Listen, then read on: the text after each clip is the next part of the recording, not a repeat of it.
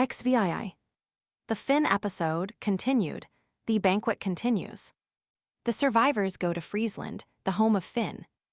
Then the warriors departed to go to their dwellings, reaved of their friends, Friesland to visit, their homes and high city. Hengist continued.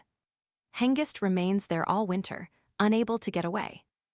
Biding with Finn the blood-tainted winter, 5 wholly unsundered.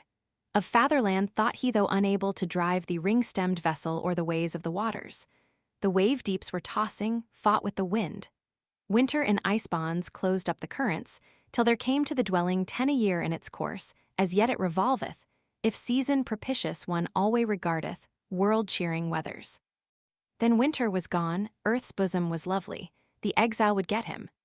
He devises schemes of vengeance. The guest from the palace. On gruesomest vengeance 15, he brooded more eager than on oversea journeys, where onset of anger he were able to complish, the bairns of the Judamen therein to remember. Nowise refused he the duties of liegeman when Hun of the Frisians the battle sword laughing, 20 fairest of falchions, friendly did give him. Its edges were famous in folk talk of Jutland. And savage sword fury seized in its clutches bold-mooted Finn, where he bode in his palace. Guthlef and Oslef revenge Hneef's slaughter. When the gruesome grapple Guthlef and Oslef 25 had mournfully mentioned, the mere journey over, for sorrows half blamed him. The flickering spirit could not bide in his bosom. Then the building was covered. Finn is slain. With corpses of foemen, and Finn too was slaughtered, the king with his comrades, and the queen made a prisoner. The jewels of Finn and his queen are carried away by the Danes. 30 the troops of the Scyldings bore to their vessels all that the land king had in his palace. Such trinkets and treasures they took as, on searching, at Finn's they could find. They ferried to Daneland, the excellent woman on oversea journey. The lay is concluded, and the main story is resumed. 35 led her to their landfolk. The lay was concluded, the gleeman's recital.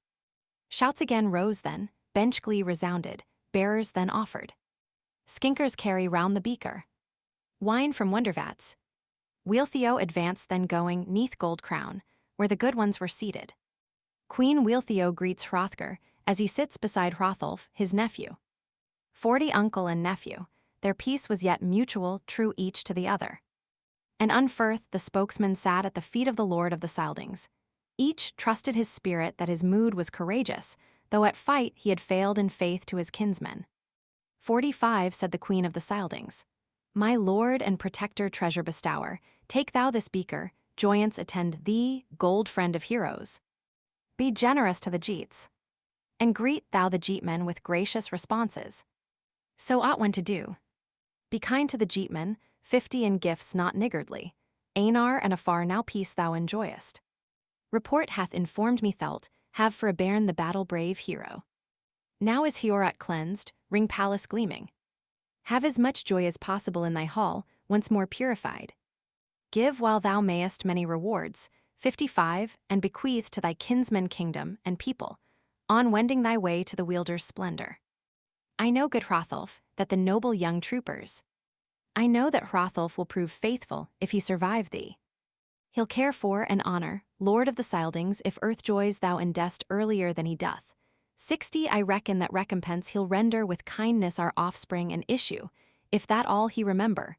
What favors of yore, when he yet was an infant, we awarded to him for his worship and pleasure. Then she turned by the bench where her sons were carousing, 65 Hrethric and Hrothmund, and the hero's offspring. Beowulf is sitting by the 2 royal sons. The war youth together, there the good one was sitting, twixt the brothers twain, Beowulf Geatman. For 1130, 1 R. And Gr. Suggest Elni unflit me, as 1098-1 reads. The latter verse is undisputed, and for the former, Elni would be as possible as eels, and unflit me is well supported. Accepting Elni unflit me, for both, I would suggest very peaceably for both places. 1. Finn to Hengist very peaceably vowed with oaths, etc. 2. Hengist then still the slaughter-stained winter remained there with Finn very peaceably. The 2 passages become thus correlatives, the second a sequel of the first. Elni, in the sense of very swithe, needs no argument, and unflit me, From flitten can, it seems to me, be more plausibly rendered peaceful, peaceable, than contestable, or conquerable. Some scholars have proposed roden, the line would then read, then the building was reddened, etc., instead of covered. The H may have been carried over from the three alliterating H's.